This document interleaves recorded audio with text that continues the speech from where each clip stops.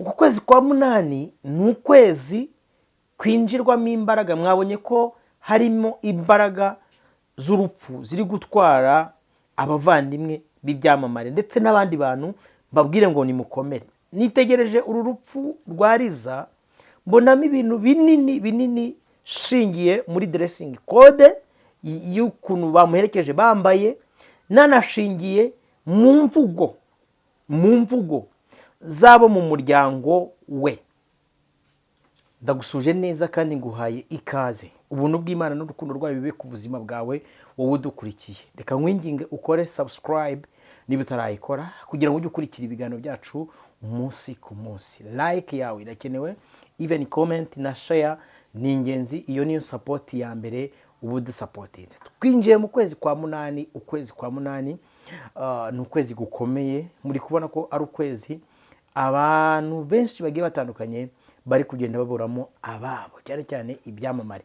Nihanganishije umuryango wa Mitsutsu, umuryango wa Bahavu ndetse n'umuryango wa Kitoko n'abandi benshi bagiye batandukanye baba babuze ababo tutazi. Imana y'amahoro ikomeze ibakomereze imitima yanyu. Ngewe rero nitwa Prince Robert, umuhungu w'Imana, Abanyarwanda n'undi wese wumva ururimi ariko rw'ubwami bw'Imana. Iki kiganiro cyitwa Gospel Talk. Tuba tuganira twungurana ibitekerezo ku bijyanye n'ijambo ry'Imana cyangwa se n'iby'ubwami bw'Imana, kugira ngo dukomeze dufatane urunana kuzagera mu ijuru amahoro. Nguhaye ikaze rero muri iki kiganiro. Wemerewe gukora comment, share na like na subscribe kugira ngo udushyigikire mu buryo ubwo aribwo bwose. Hanyuma ushobora kwibaza ngo ese Robert kuje muri iki kiganiro niki tugiye kuganira? Tugiye kuganira ingingo ebyiri zikomeye. Hanyuma nubwo iki kiganiro kiraza kuba kirekire, ariko ndakurarikira kucyumva tugitangira kugeza tugisoje. Izi ngingo ebyiri tugiye kuganira muri iyi Gospel Talk yacu uyu munsi ni ingingo ya mbere. Ni ingingo ivuga ngo mbese iyo tubonye tubuza abo twakundaga, abacu bavuye muri uyu mubiri batabarutse, bitwigisha iki? Iyo niyo ngingo ya mbere. Ingingo ya kabiri turaza kuganira muri iki kiganiro ni ingingo ivuga ngo mbese ko abantu muri kwishimira umunezero cyangwa se ibyishimo by'ukuri ariko mudashaka ukuri. Kasubiremo. Ingingo ya kabiri turaza kuganira kuri topic ivuga ngo mbese ko abantu mwishimira umunezero w'ukuri ariko cyangwa se ibyishimo by'ukuri ariko mudakeneye ukuri. Mbahaye ikaze rero muri iki kiganiro. Reka tugitangire dusenga Imana, tuyiragiza nk'uko ijambo ryayo riravuze ngo abantu babiri cyangwa batatu iyo bateranye ikintu kibahuje ari ukuramya Imana, ngo iri mu ijuru nayo iramanuka ikabana natwe. Hanyuma Imana y'amahoro yaba ngewe Robert inyeze inkureho umugayo no gukiranirwa kose n'ibyaha n'ibicumuro n'amakosa n'ibibi byose Satani andega, nk'uko ijambo ry'Imana babajije Yesu ngo twigishe gusenga. Yesu arababwira ngo nimusenga ntimukamere nk'indyarya. Imana igiturinda kuba indyarya. Imana iturinde kuba indyarya. Vuga ngo Imana iturinde kuba indyarya. Muvuge ngo Data wa twese uri mu ijuru, ubwami bwawe buze, ibyo ushaka bikorwe munsi nk'uko bikorwa mu ijuru, ndetse n'ifunguro ridutunga uyu munsi uriduhe none. Utubabarire ibicumuro, ibyaha, amafuti n'amakosa yacu twagucumuyeho, ahubwo ntukajye uduteranya dufite ibintu bitwoshya byinshi bigiye bitandukanye, ariko udukize muri byose kandi udukize umubi, nk'uko ijambo ryawe riravuze ngo ntubakure mu isi ahubwo wibarindiremo ubakize umubi. Turaguhamagara rero muri iki kiganiro ngo uzubane natwe, utugirire neza, udukureho gukiranirwa kose n'ibyaha byose bitwizingiraho, ahubwo imbaraga zawe zikorere muri twebwe, udukureho umugayo w'uburyo bwari bwo bwose mu izina rya Yesu Kristo. Sengeye abera bose bagiye batandukanye bari muri iyi si yanduye, isi irimo imitego igiye itandukanye, uduha imbaraga zo kunesha abanzi bacu batavugiriza impundu kunesha. Imana y'amahoro rero ibaho umugisha. Reka twinjire mu kiganiro. Nitegereje cyane, nditegereza cyane kuko ejo nabonaga thumbnail zo hano mu Rwanda kuri YouTube nk'ahantu dukorera ni Rayon Sport, nkuko maze imisi mbibabwira, ahantu hose ni Rayon Sport, pe. Reka mbwire n'abakunzi bayo, abafana bayo, felicitation. aruhara yamamagaye arambwira ati ijambo ry'Imana rivuga neza we, ati roba, ati ziko narebye, ati nabebye ukuntu Rayon Sports yishimye, ndeba ukuntu inezerewe, ati nibuka rya jambo rivuga ngo kubwo kunyagwa k'umunyamibabaro, ngo noneho rumva abantu baba bafite ibyishimo bikomeye kuko babonye ko ikipe yabo wenda ngo yari imaze imyaka 28 idatsinda, ariko yabonye igikombe. Urumva felicitation, Imana ibamugisha. Hanyuma izindi thumbnail inyinshi donc zari ziganje ku rupfu rw'umuvandimwe wa Bahavu witwa Liza. Hanyuma rero nanjye nk'umunyamakuru, ngende umunyamakuru, yabibabwira ko ndi umunyamakuru, nimenyereza itangazamakuru, ndi no kuryiga. Hari igihe njya mbona bene data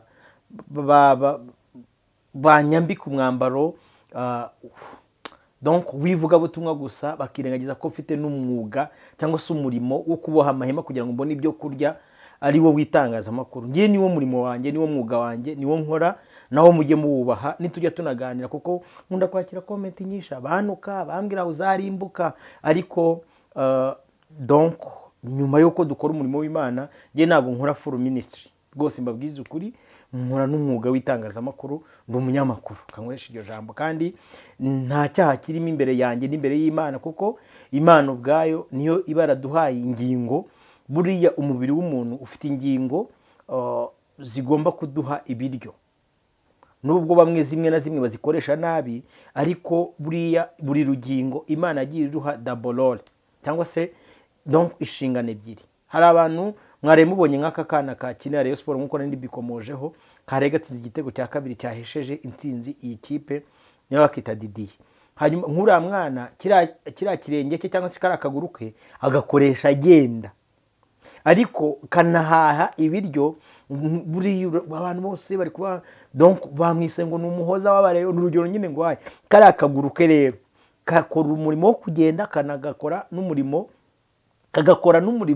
wo kugira gute, wo guhaha ifunguro. Kandi ni nako binameze no gutabaruka kuva muri iyi si. Hari urugingo rumwe ruzaba cause immédiate yo kuva muri iyi si. Shobora kuba impyiko, shobora kuba ijisho, shobora kuba ukuboko, shobora kuba ikirenge. Donc byanze bikunze umwana w'umuntu aba afite urugingo rumwe ruzakonektana n'urupfu, akava mu isi akagenda. Rero izo double role, njyewe Imana yamaye umunwa wo kuvuga bisanzwe kugira ngo nkore communication n'abantu, ariko nanone umunwa wanjye niwo mpahisha.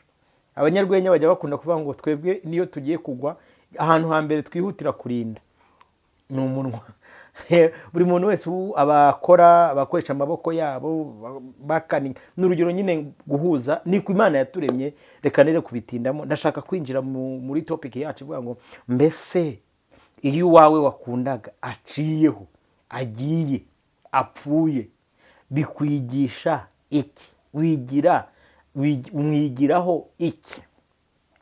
Nitegereje uru rupfu rwa Liza, ndeba family yose, reka mbabwire ngo Imana y'amahoro ibahe gukomera. Nabonye mu byinshi, akeshi rimwe na rimwe si byiza kuvuga ku muryango wapfushije cyane, abantu mudafite amaso yo kureba binabawangaliye, ariko reka tuvuge ngo umugeni araruhutse, inshuti ya Yesu asinziriye. Niyo ndirimbo tuyerekesheje abacu. Ariko se bikwigisha iki? Ari isomo riri muri Bibiliya ry'umuntu witwa Nyamutunzi n'umuntu witwa Lazaro. Bibiliya itwereka ko babanaga hano mu isi. Lazaro ngo ari umukene ugaragara nk'utayo nk'uko ijambo ry'Imana rivuga, ariko Nyamutunzi ari umuherwe. Isi yishimira ko abantu bagukomera amashyi, nk'uko Bahavu ejo yavuze ku rupfu rw'umuvandimwe we. Yaravuze ngo mwari mwaratujugunye, ariko mubonye tugize ubutunzi, sinari nzi ko mwadutabara bingana gutya. Sinshaka kugaruka ku rupfu rw'abavandimwe, murabizi ko ntago ari byiza kujya deeply, gusa nabonye harimo amakode nk'atatu navuga, shingiye ku magambo mama w'uyu mwana yavuze, umugabo we n'umuvandimwe we. Donc ku bantu bazi kumva nyine nababwiye bumva harimo amakode sibyo, ni addressing code ya white garment, simbizi niba barayideresinze babizi, ariko donc mwene data mushiki wacu Clarisse yakoze ikiganiro mu minsi yashize ari kwerekana donc iri addressing code ahantu ikomoka. Kandi reka tukomeze tugaruke, ndashaka kuganira ku kintu kivuga ngo mbese wacu uwo twakundaga iyo apfuye bidusigira iki, ko byanze bikunze nge Robert uyu munsi ndiho nzapfa, nawe uyu munsi udukurikiye uriho ariko uzapfa. Nababwiye ngo abantu bari gushaka kunezerwa n'ibyishimo by'ukuri ariko badashaka ukuri. Murashaka ngo munezerwe n'ibyishimo by'ukuri ariko mudashaka ukuri. Ndaza kwinjira naho ngaho, reka manze ninge deeply. Urupfu ngo igihe kiragera Lazaro arapfa, amaze gupfa aratabaruka ngo aragenda aryama mu gituza cya Aburahamu. Mu buryo bw'umwuka yaragiye aruhukira aho abandi bera bose bakomoka kuri Aburahamu, abizera bose bakomoka kuri Aburahamu, aragenda nawe araharuhukira. Mu gihe kigeze na Nyamutunzi nawe agize gute, arapfa. Amaze gupfa ngo aragenda ajya ikuzimu, ngo aho barira bagahekenya amenyo. Murabizi iyi story, murayizi cyane abantu bajya mu nsengero, ngo umunsi umwe ngo yubuye amaso ngo abona Lazaro ngo afite ibyishimo n'umunezero, ngo ari mu gituza cya Aburahamu, ngo arikanga. Aristatus ejo nabonye numvira yamfashije, yaranditse aravuga ngo Imana yashimye kutugaragaza ko tugaragara nk'abantu batariho, ngo ariko mu isi y'imbaraga y'ubumana dutungishije benshi. Yongeraho akajambo gakomeye aravuga ngo Imana ishimwe aho kugira ngo tube mu buzima bwitwasiye cyangwa se bwitwikiriye ubutunzi bw'imfubyi n'abapfakazi n'abakene bo muri twebwe n'abasuhuke muri twebwe, twabaho tugaragara nk'abatariho ariko mu buryo bw'imbaraga turiho kandi dukomeye kandi dutunze benshi. Ngo amaze gusinzira Lazaro ngo agenda yiryamira mu gituza cya Aburahamu aranezerwa, ngo ahabwa umunezero w'abandi bera bose. Ngo Nyamutunzi amubonye bati wambabariye gato ugakoza nibura isonga y'ururimi ukanonangirizaho ko aho ndi gushya. Nyamutunzi amusaba icyo kintu. Lazaro aramubwira ati mva nkubwire, hari umworera udutandukanya hagati y'urubyaro rwa Beliyali n'urubyaro rw'Imana. Hari umworeramo hagati, uyu umworera w'irari ry'ubutunzi, umworera utandukanya bera. amubwira ijambo rikomeye, aramubwira ati none se niba bidashoboka mwansubije amahirwe nkasubiraho nkajya kuburira bene wacu, aho kugira ngo bazapfe barimbuke nk'uko ndimbutse, mwambabariye nkasubirayo. Arangije aramubwira ati bihore, hariyo abahanuzi, hariyo n'abandi benshi bagiye batandukanye, nibatabumvira bazarimbuke.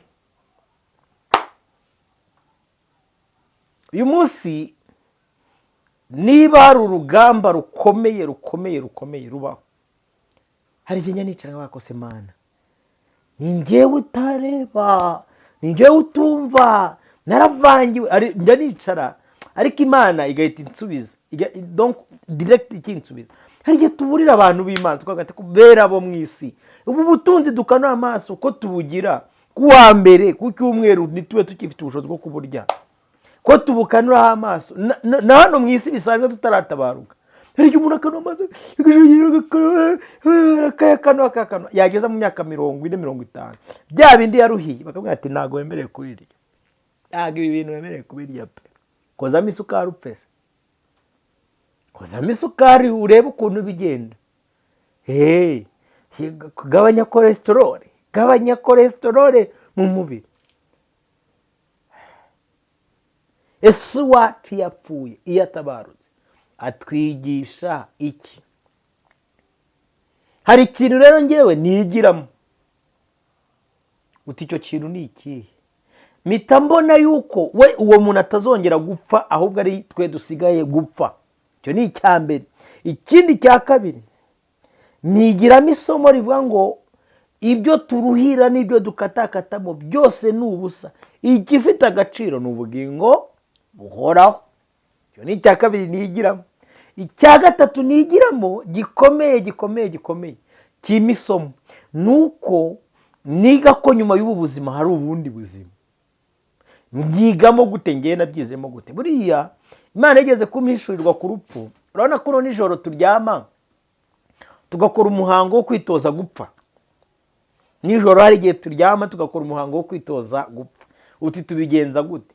urabona umuntu wapfuye biba ngombwa ko tumwambika, tukamuryamisha, tugashyira mu isanduka neza, tugapfundikira muri metero ebyiri ze, tukagenda. ubwo bikaba biribagiranye, abana yari afite, amafaranga yari afite kuri banke, diplome yari afite, amamodoka yari afite, amazu yari afite, bikaba biragiye. noneho Imana yatwigishije ako kantu karimo isomo rikomeye, namwe mukumva. Imana yatwigishije ko niyo tugiye kuryama nijoro, bya bintu dukorera umuntu wapfuye, noneho twebwe turabyikora nk'igishushanyo cyo kubimenyera. isaha nari nambaye nkagira gutya, nkakuramo, nkarambika hariya, ya makote y'agaciro n'aya makaruvati nari nambaye nkakuramo, nkarambika hariya, za smartphone nari ifite nkarambika hariya, nkahita fata kabiri yanjye kuri kabiri, nkaryama, nkiyorosa, nkapfa. hanyuma namara gupfa babyita ngo ni igicucu cy'urupfu, nkajyamo, nkinjiramo. iyo ninjiyemo mpita ngenda, ya modoka yanjye nyibuka mbyutse, ba bana banjye mbibuka mbyutse, za nzu zanjye nzibuka mbyutse, za telefone zihenze nzibuka mbyutse, bya biryo byo muri stoke mbyibuka. ari uko Imana igize gute, ikanze kuri buto ikavuga ati byuka, icura.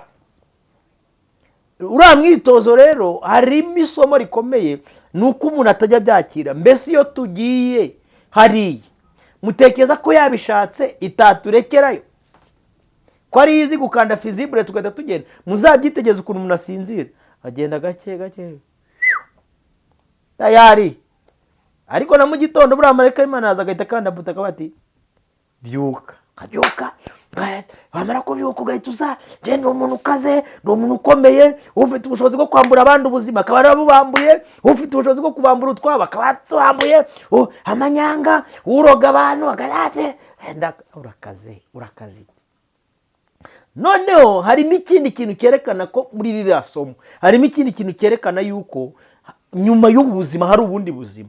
hari ukuntu uryama ewana ukahita ugiheza neza, umugore wawe cyangwa se umugabo wawe cyangwa se umuvandimwe wawe akaba arengejeho akaboko, akaba arafumbase, umuvandimwe wanjye ni muzima, kumbi wowe umuntu w'imbere yabyutse, yagiye kare tayari, akaba ageze Nyabugogo, akaba arateze, akaba ageze yasanze y'indi myuka y'abandi bantu babo, niba ari iwabo yagiye ku icumbi, niba ari ku kazi, akaba mbese ubundi bene data nshuti z'umusaraba, musanze ubu buzima turimo ari ukurota. singiye kubacalenjinga, turiho, ariko nagira ngo mwige mwumve neza, nyuma y'ubu buzima cyangwa se nyuma y'uko tubuze abacu bapfuye, bitwigisha iki? ngiye ndi kubabwira ibyo byanyigishije. kaninjire muri topic yacu ya kabiri y'umunsi, nabwe ngo utazifatanya uko aregera. ni ikibazo kibaza ngo mbese ko abantu bishimira ibyishimo by'ukuri badashaka ukuri? abantu bishimira ibyishimo by'ukuri badashaka ukuri. hari ikintu cyabaye kuri Yesu, Satani ajya kumugerageza inshuro izi 3 mu butayu, akaba ati nguteze ku kindi gihe. mbese ikindi gihe Satani yavugaga ni iki? yabonye Yesu amutsinze, aravuga ati none nzamutegera kuba mwizera.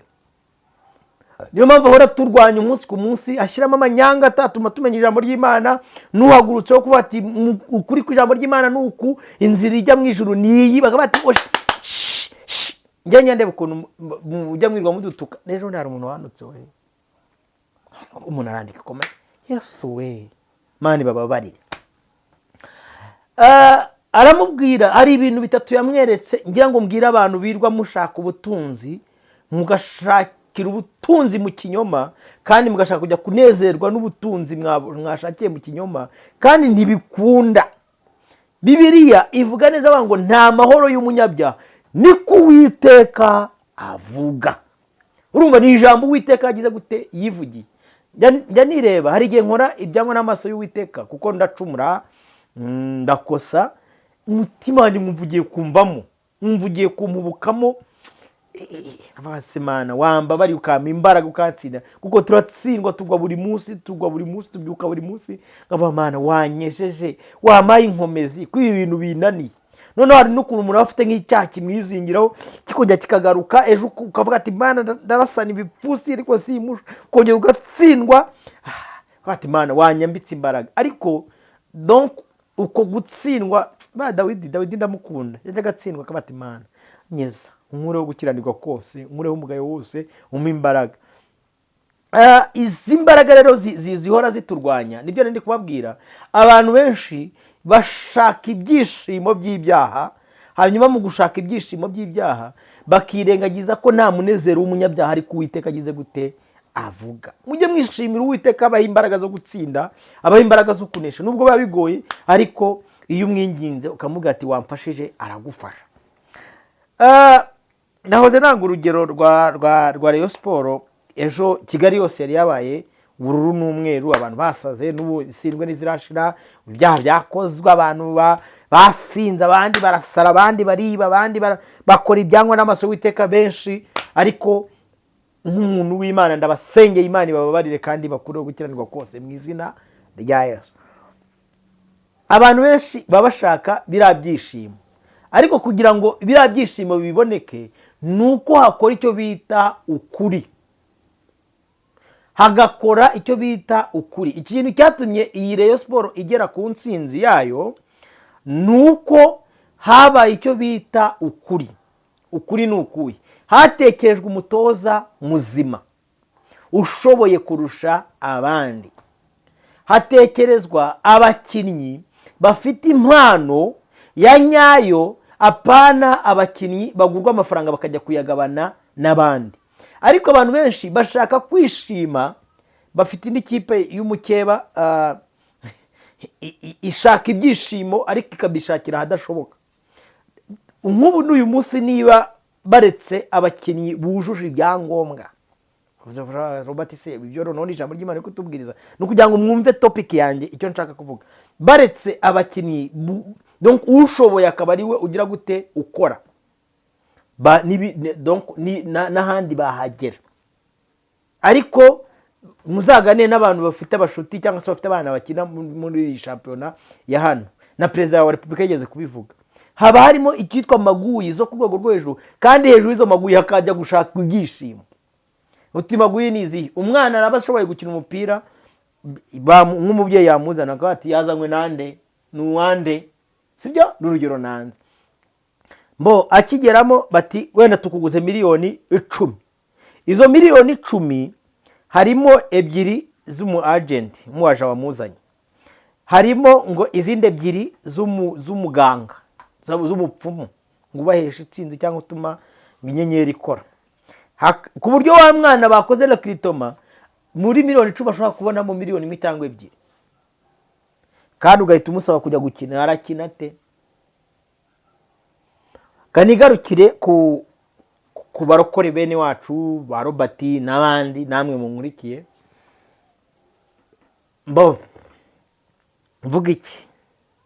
Hari igihe abantu benshi bashakira ibyishimo, n'urugero mu gushaka ubutunzi, bamwe bagatanga ibitambo bigiye bitandukanye. Nzabakorera amagrade, ikiganiro kivuga ku magrade ahishura ukuntu buri grade ya mbere igenda itanga igitambo. Uko batanga welcoming bakagusaba ikintu cyoroheje, kumanza kurekura inshuti wagiraga kugeza kuri dogera 33 nzabibakorera. Mumenye ukuntu abantu buri abantu bo mwisi y'umwijima bagenda barutanwa. Niyo mpamvu umuntu uri kuri dogere ya mbere ibintu byo kuri dogere ya kabiri atabimenye. Umuntu uri kuri dogere ya gatatu abareba bo kuri dogere ya mbere yakaka bati yo muzagira icyo mumenya se. Uri kuri dogere kugeza ku rwego kandi bigenda bizamuka, nka urabona triangle ukuntu igenda izamuka. Niyo mpamvu bashyiramo rya jisho rya triangle itangira hano hasi ari ngari, yagera hejuru ikagenda yifunga. Uko abantu bagenda bazamuka mu madogere mu gutanga ibitambo by'abantu benshi, mu gutanga imbaraga z'ubugingo bw'abantu benshi, mu gutanga donko, uko bagenda bazamuka kugera kuri dogere ya 33, hari ubwiru bagenda bamenyeshwa kugera. Rero umuntu uri hejuru kuri iyo dogere ya 33, iyo ari kureba abantu bari hasi bari kumurwanira araseka, akabati kose nk'aba disi baba bari kundwanira bazi ngo ni ijambo ry'Imana bari kurwanira.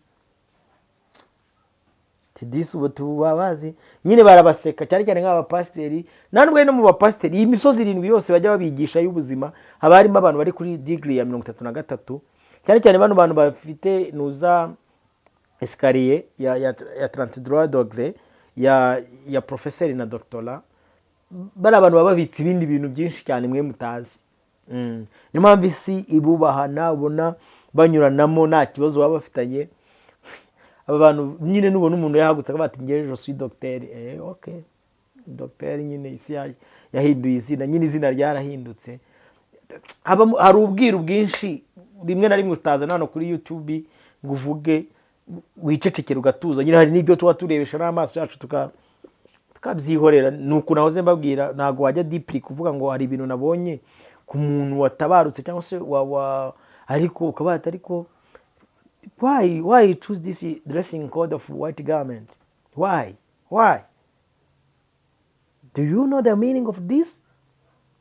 Okay, gende mwige. Donc mujye kuri kora research, murebe ba adepo abari binini nago si byiza no mu buryo bwo kurinda ubuzima bwacu. Ariko bene data, ese urashaka ibyishimo by'ukuri kandi wanze ukuri? Iki ni ikibazo ngomba kukubaza nanjye nkakibaza. Kuki mushaka ko Yesu mwishimana nawe mwaramwanze? Nononge kuri conclusion y'ikiganiro cyacu. Kuki mushaka kwishimana na Yesu kandi ibyo abasaba mwarabyanze? Wowe urashaka kugira umutima umeze nk'uwari muri Elon Musk, urashaka kugira umutima umeze nk'uri muri Bill Gates ngo kuko ari umutunzi, ariko urashaka ko wambara uruhu ishusho ya Yesu. Biragenda gute? Tuganire. Jambo ry'Imana avuga ngo mugire wa mutima nk'uwari muri Kristo Yesu. Ariko urabizi ko nawe wicaye bari kukubwira ngo gira umutima nk'uwa Bill Gates, ugira umutima nk'uwa Elon Musk. Washakisha icyitwa umutima wa Bill Gates ugasanga ari ukugabanya abantu Imana yashyize ku isi.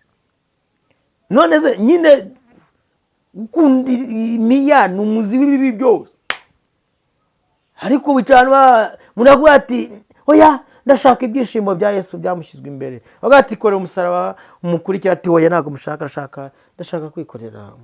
N'urugero nyine mbahaye. Ese koko ibyishimo byawe urashaka ko biva mu kuri kandi wanze ukuri? Yohana yaranditse aravuga ngo yaje mube abe ntibamwemera, icyakora bamwemeye bose bakizera izina rye yabaha ubushobozi bwo kuba abana b'Imana. Reka soze ikiganiro cyanjye, ariko wibaze ngo ese nshaka ibyishimo by'ukuri nanze ukuri, cyangwa biransaba ko nemera ukuri kugira ngo mbone ibyishimo by'ukuri? Imana ibamugisha kuba mwabanye natwe muri iki kiganiro. Reka tubararikire ibiganiro byacu by'akagaruka. Shalom shalom.